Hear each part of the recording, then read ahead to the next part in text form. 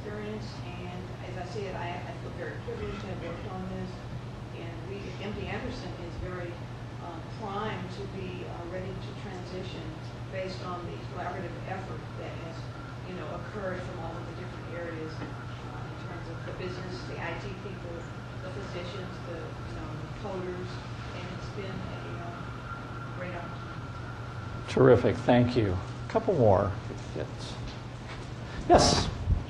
Dr. Kelley, I'm in the hub office, and just recently, one of our hub businesses in the Dallas-Fort Worth area, an electrical firm, has received several contracts in the North Texas region. And recently in July, they received contracts totaling over $10 million on the UT Dallas campus. At the same time, that firm graduated from the HUB program, which on one hand, I'm really not happy from the fact we'll no longer be able to count their participation. But on the other hand, that firm is successful, their business has grown, and I think that's a really important thing in what we do. We're developing businesses, we're helping them grow. Great, thank you. A couple others. On September 1, MD Anderson went live with SpeakSoft ERP software, and September 1 was only the tip of the iceberg.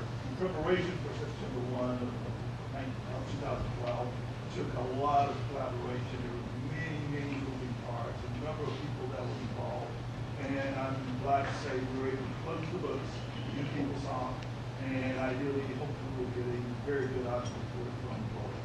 Terrific. Yes. Hi, my name's Ellen here, and it's all about MD Anderson today. So I manage 2 value analysis teams at MD Anderson, and my success is that we've added a third group, physicians and caregivers, level providers, to join our efforts in value analysis and collaborate our spend and create communication.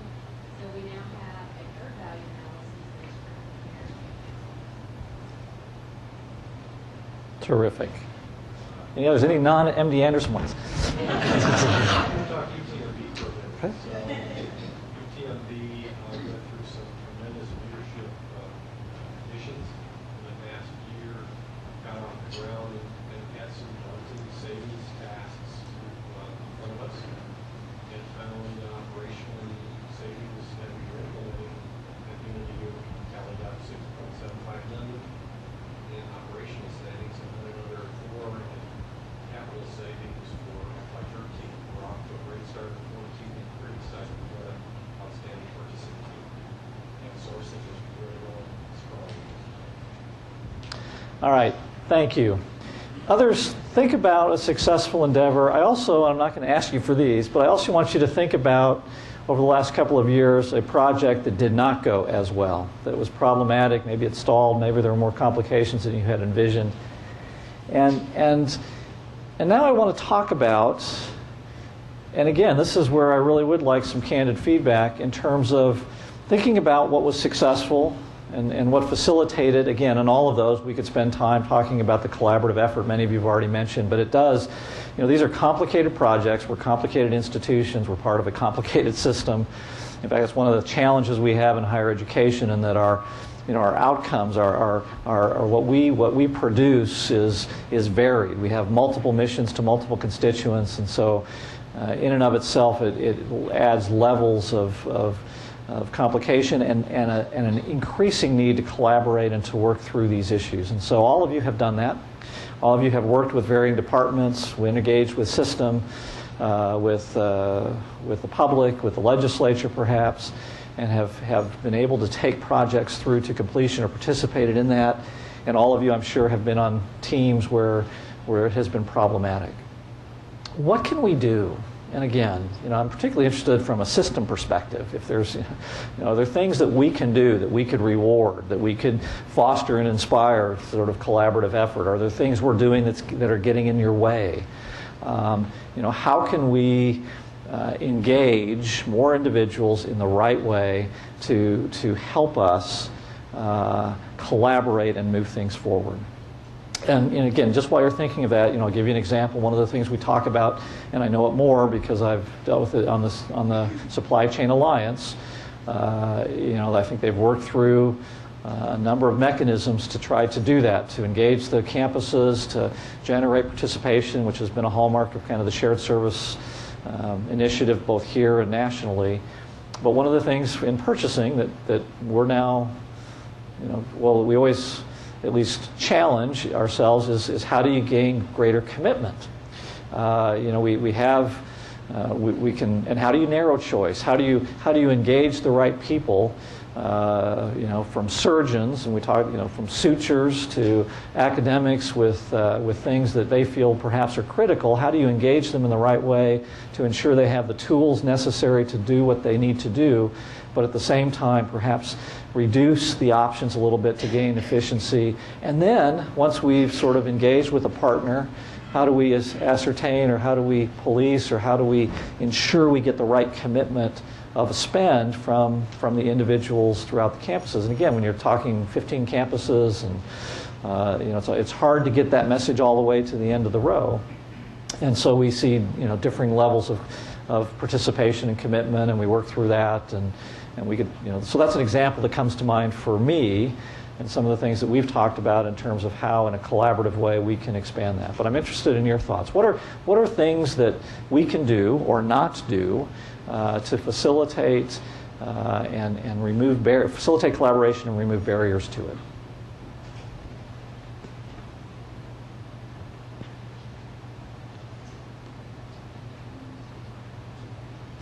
Yes. Ownership and accountability.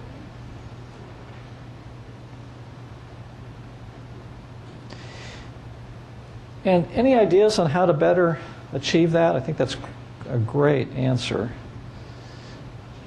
Holding them accountable. Once you own it, it's their reputation. So people will take more pride in what they do and make sure they meet deadlines and whatever is needed for them. It's a great point. Following what she's saying, I think continuous training. Right here, then. Continuous training. Availability of training opportunities. Training opportunities, yeah. I mean, there's a bigger bang for the buck, right? So if there's, we all have to be certified. If there's courses available to all of us, we're probably better pricing. It's something that's really important to us to maintain our certifications. Great. Yes. System software tools be more collaborative standard rather than individualized by institution. Yeah, that's a great point. And that's been one of the benefits and one of the difficulties on shared services, because it really is, and it is about, these are high touch activities. These take time. If you want to get that, again, it's getting everybody in the room and getting them to understand, again, that vision of where we're trying to go, and being able to set aside perhaps some self-interest for the good of kind of this collective good. But I'll tell you, having worked in now shared services, that's been one of the most gratifying things I have seen. People respond to that almost, really, truly without exception, as they understand it. While we have worked with multiple campuses, and individuals are certainly cognizant and careful of representing their campus needs, as they should be, I think in the end they also are able to come together around an understanding of, if we can do something collectively, maybe I can bend here in order to achieve that. So, great point. Others? Yes? I think having the right people at the table in order to build a consensus.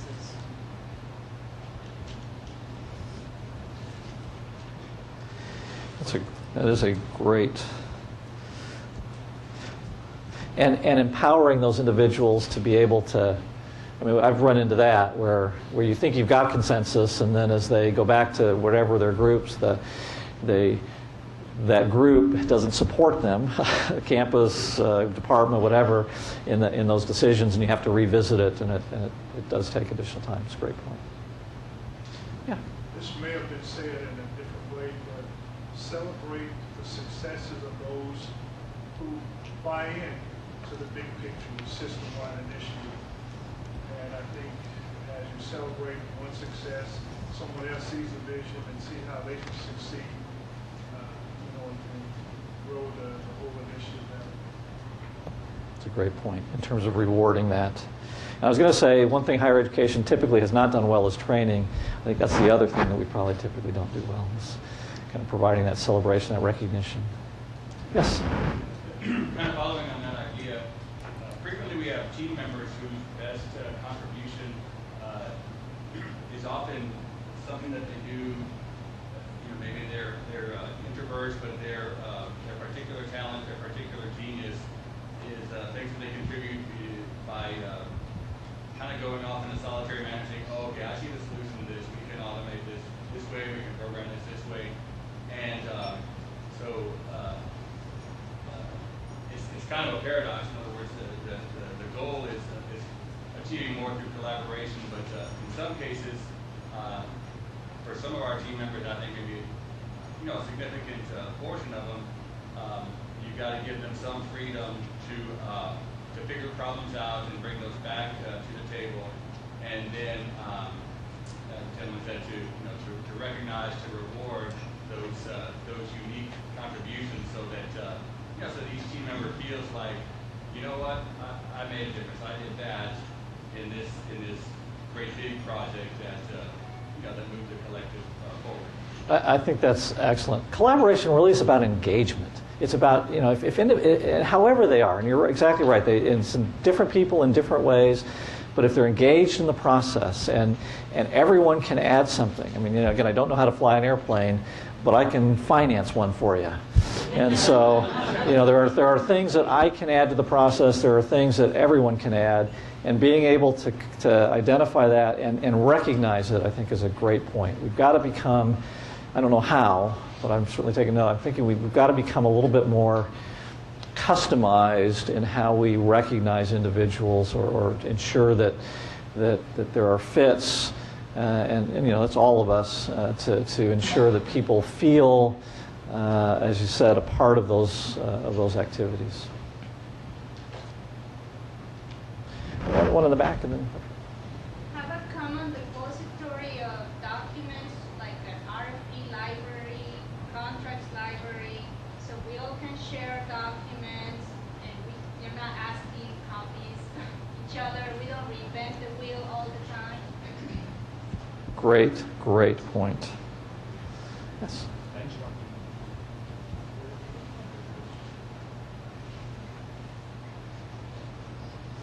Yeah, that's a good point, and one we struggle with a little bit only because it's hard to find sometimes our peers to some of the things. But the more again, going back to the more data we have, both in terms of benchmarking and certainly in understanding where to direct our resources and prioritize, makes a lot of sense. Okay, yeah, there's a couple more if we have them. Yes. I think one of the things our campus struggles with is retention, not only internally, but with our sales reps. I think as soon as you get someone trained to the point where they're being successful, someone realizes how successful they are and snatches them up. So kind of finding ways to get your top performers to stay where they are and continue to kind of be interested and engaged. And what campus are you on? I'm in Austin. Austin. And is it a function? Well, is it a function of salaries, benefit recognition, combination of all? I would say a combination of all. And I think on kind of the sales rep side, Austin is a smaller territory than going to Houston or Dallas. So kind of it's the training ground. Yeah. And we get people who are bright and up and coming, and they do well there, and then they move on. Good point. Please, comment over there. Yeah, I think maybe reviewing the institutions, reviewing their processes, and building into those processes collaboration. So whether it's a process within the institution or trying to reach out across other institutions, but having almost like a checkpoint within each of your processes to say, okay, is collaboration possible? Can I reach out? Yeah, designing for it. I think that's right. I think there are some areas where we've done that and others where we haven't, either just because they've existed for a long time, and revisiting and figuring out ways we could create those collaborative points is a good great issue. Is there a comment here? Yeah. Well, it's kind of along that same route. Paul Watts at ET Dallas. Everything I buy, like software for student services, software for housing, software for enrollment services, every other school is buying the same software, but none of us have bought it collectively. And it always comes down to, well, what other schools bought it? Can we piggyback off of their contract? And supply chain can't always do a lot of those smaller dollar fixes. They've got to have a revenue stream and justification and what have you. There's a lot of stuff we're buying continuously, independently. And we're so wasting time and effort that we can collaboratively done in one bid for the whole UT system for that particular software. And the other thing that drives me nuts is I'll ask the department, are you on a email list with everybody in admissions at every other UT school? Go to your benchmark the other UT schools and tell me what software products they're using that we should be using. And they're like, gee, I know a couple of emails that people like to email. So we need a better methodology to communicate among ourselves and among our professional organizations. What are you doing with your campus and how can we all share with that?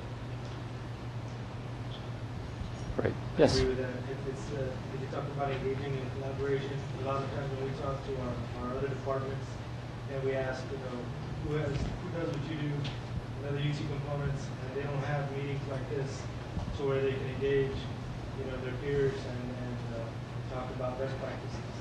So I don't think they have as many opportunities as we do this once a year, but we get to meet with each other at other trade shows.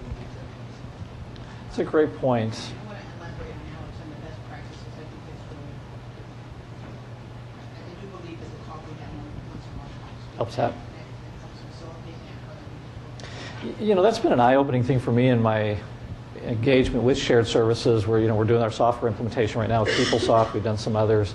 And it's been as expensive and as problematic and as challenging as it is, and we're jealous that MD Anderson is up. We're still a few months away.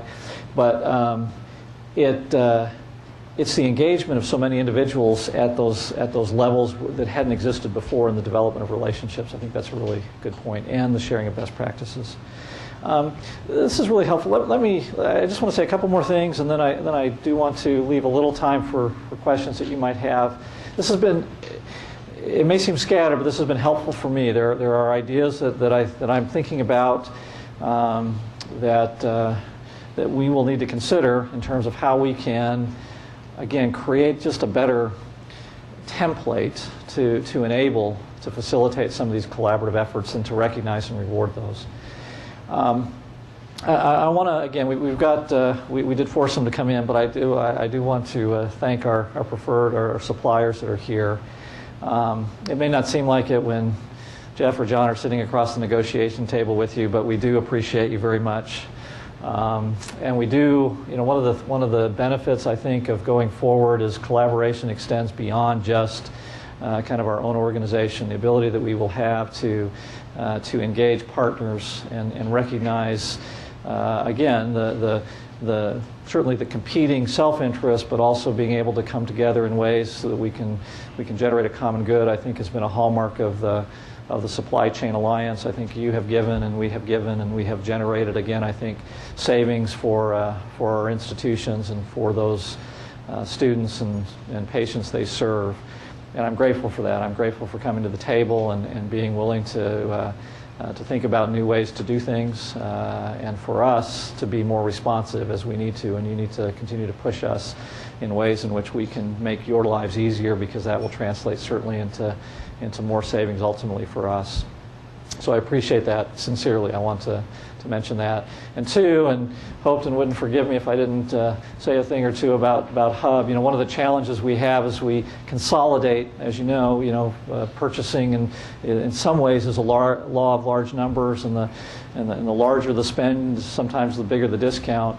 And that can be problematic at times for again, certain companies that may not have the history or the strength. And I appreciate the work of the Hub office, because we're one, it needs to be on everyone's mind, as I think it is, and I think we're finding creative ways. It only enhances us to get more competitors in the market, and your story was perfect. I mean, the company may start small and may grow and may ultimately no longer even be qualified as a hub vendor, but that's the success. The more we can get into the marketplace, not just benefits the state and the citizens, which is, I guess, part of our mission overall, but it creates greater competition, and ultimately, will drive down prices and generate efficiencies for us. And so, looking for ways to include them as we have as partners of other firms, trying to find ways to help and to lift all small businesses, I suspect, but particularly the historically underrepresented ones,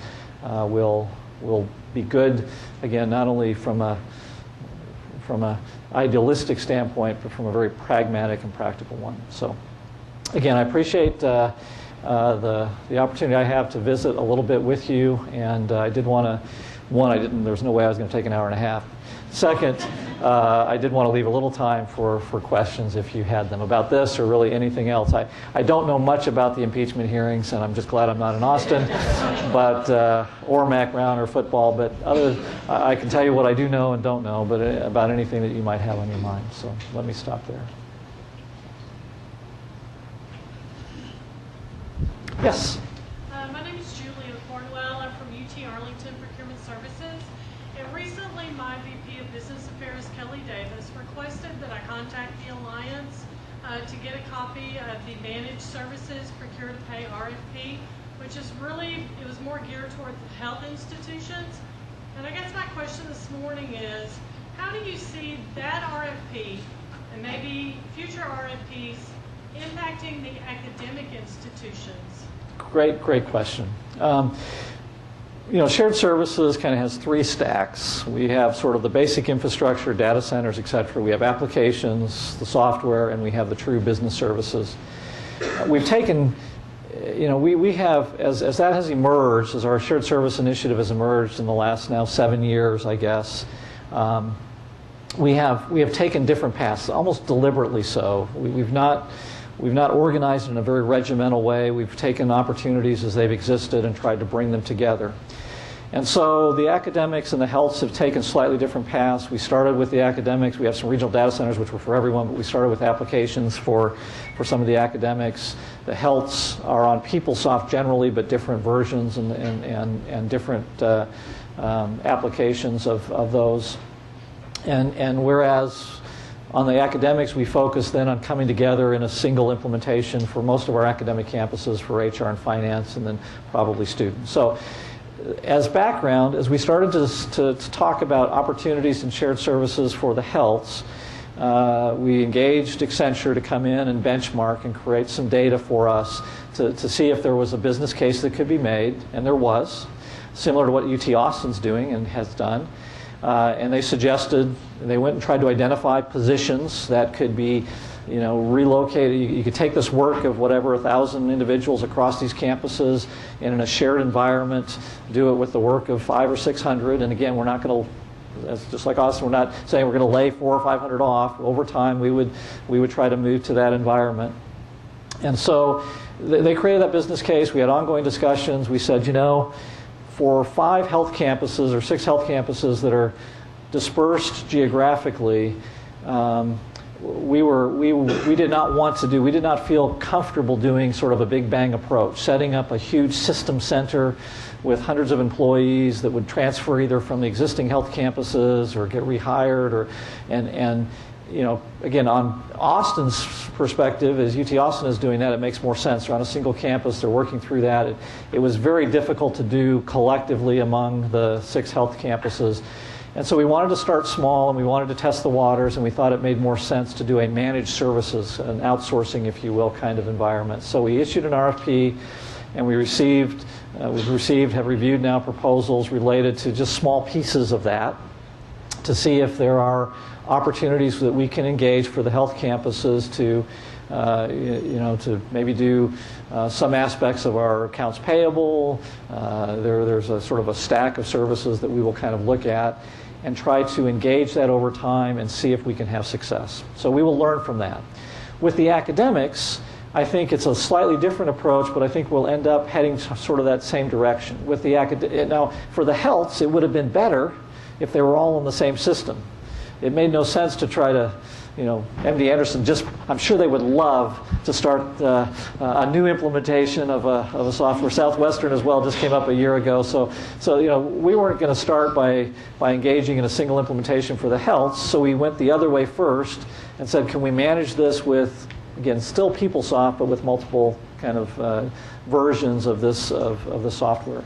With the academics, we're working the other direction. We're going to try to get the software line first, implement, which again right now is March 1st, and then some phase in. So in another year we should be up and stabilized, and then we'll probably begin having those discussions. Okay, we're now on a single version of HR finance. Should we run our own payroll? Well, gosh, let's look at what the healths have done. We won't necessarily, we could, I guess. We'd look, maybe we'd incorporate into whatever the healths are doing, or we would issue a separate RFP and see if there's something we could do, or we might embed it in the campus, or we might build a group that did it collectively for the institution. So I think there's still a lot of decision points along the way, but that's the direction we're headed. If you look at nationally and less so in higher ed, but certainly in business, it is about that. It's about creating that hybrid model, a shared model where the services are done with economies of scale, transactional kinds of services in a single location, and there are service level agreements with each of the participating campuses so they have input. It's designed to be a collaborative model. It is not centralization, where we would just say, okay, we're going to centralize and issue the edict and you have little input.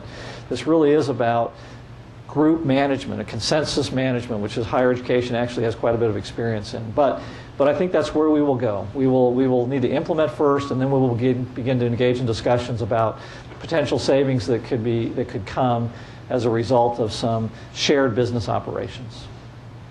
Yes. Along those lines, Dr. Kelley Davis, UTEP. Uh-huh. So, information technology or e-commerce is really important to the two functions, especially us in UTEP. We've invested a lot of time, energy, resources into Cyclus, or our brand is Minor Mall. And so, what is your vision for e-commerce technology? How much autonomy will enable campuses in terms of input and process? Again, great questions, and Thank you. I'll preface every comment with, again, remember I don't know how to fly an airplane, Okay. and so the answers are just sort of in some ways my opinion, but I think it's going to follow the same model we have used in the past. We have in shared services we have worked hard not to compel campuses to do anything. Now, fairness, I do a lot of lobbying, I do arm twisting, I try to create incentives. But we would want to engage. We want to get out of the way to where we can, and make sure that whatever a campus does, it is not more problematic for them. When I talk at least and think about collaboration and setting aside self-interest versus for the common good, it's about, okay, in some cases, I might be able to do this. I should get a bigger piece of the pie. If we're gonna do this collectively, I should pay. I need to benefit at a higher level than Tyler. Well, when we divide it up, we want everyone to benefit, but we might have Tyler benefit a little bit more just because they are not in a position to be able to pay as much. So, we will look again at SciQuest. I know the other campuses explored and determined that we felt like Oracle without having to implement would work, but we're going to work hard not to set you back. We're not going to say, okay, let's move over and let's build on what is being done at UTEP and see if there are ways to expand that to other campuses. It's been amazing. It's been amazing, and it's been a great experience for UTEP using that tool. That's really good to hear. We've had a lot of, and Richard knows it well. He's done a lot of analysis on that, and that is the philosophy. It doesn't. We have bumps along the road. We don't always do it right. But it really is about trying to get people together and say, okay, what's working here? How can we expand that to make it effective for everyone, but at the same time not penalize or not make it burdensome for any of the campuses? And by the way, that's from our perspective, we feel that way, that it's there available for us. There's no force. We just try to do what works best for our campus. Oh, sorry. But from a UTEP perspective, we feel that way, that it's not forced upon us. If it best fits our campus, it's there for our service. That's the way that we feel. Terrific. We do. Dr. Kelley, my name is Robert Jimenez. I'm president of Today's Business Solutions. As a hub and small business, I worry quite often about our ability to compete, given the size of the UT system and the collective nature of shared services. Do you have any suggestions for hubs and small business about how we might position ourselves in the future to be able to compete? Well, I think a couple things. One, I think you're one of the companies I think has done very well, and really can be an example for others. Two things I would say. One is our commitment to hub remains strong, and if it's not embedded philosophically in a personal way by any of our group, it certainly is embedded by the legislature on us. I mean, we need to, and that's not just, I mean, we see the value of that, now how we move forward, again, I think the key will be sort of the same thing we've talked about before, how we can communicate, how we can continue to demonstrate opportunities, and how we can work with businesses to position themselves to find a role and to find a niche, and to participate even in markets that may be a little bit larger. And again, Today's Business Solution tends to be one I lift up a lot in your ability to have done that. I mean, I think you add real value, and I think it's the kinds of things that we like to see. And what we need to try to do is find more companies and get them in a position to do that. Thank you.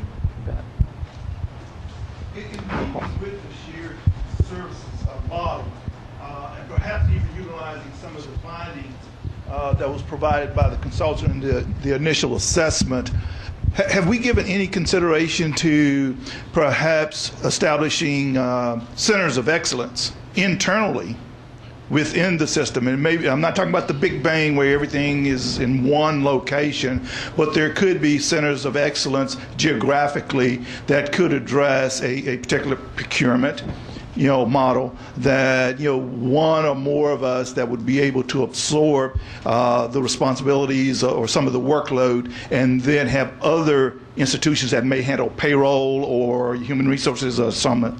Absolutely. That clearly is one of the models, and in some ways we've implemented. I mean, if you look at, it's kind of what the supply chain started at. The Strategic Sourcing Initiative is embedded in MD Anderson. We've got our data centers, one in Arlington and one in Houston. The models that will be explored, which I think, and again, all have value. One is exactly that, centers of excellence. Can we embed some of these things?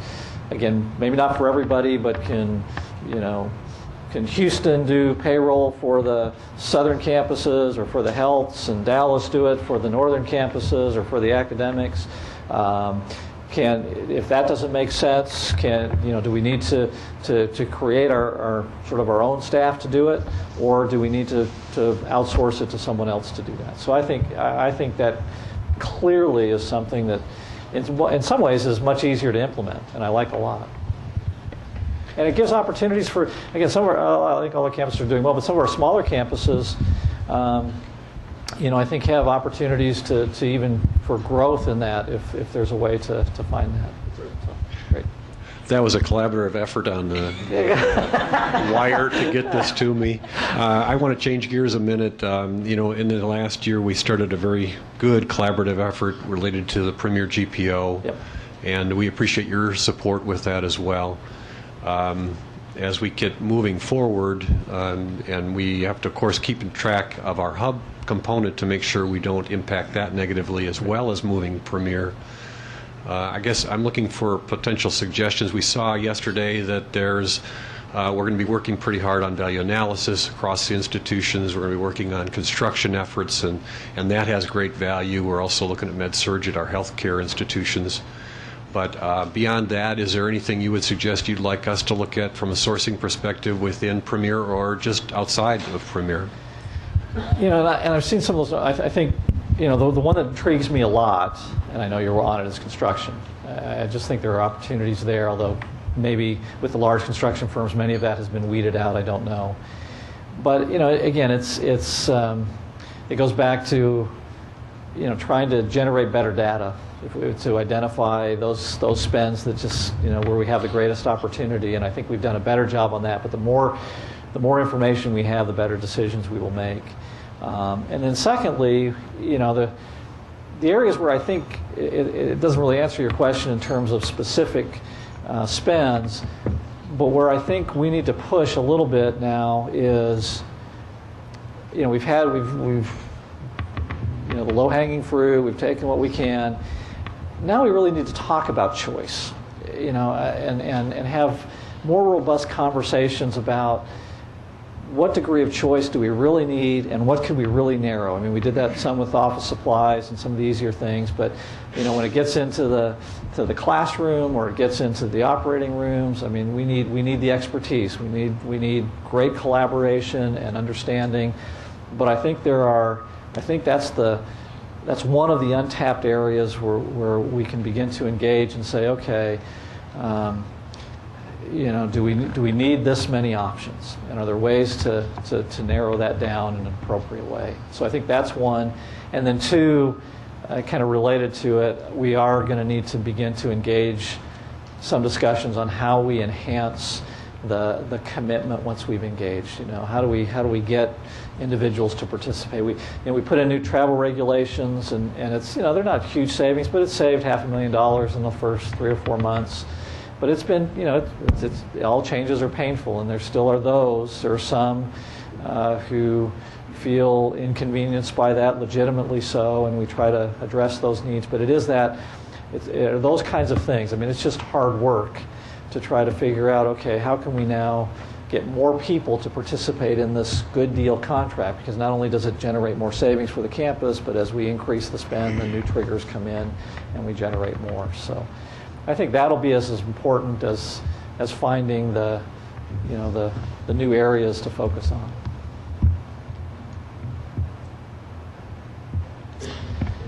All right, well, I'll give you back a half an hour. So thank you, everyone. I do appreciate very much your time, your efforts. That's sincere.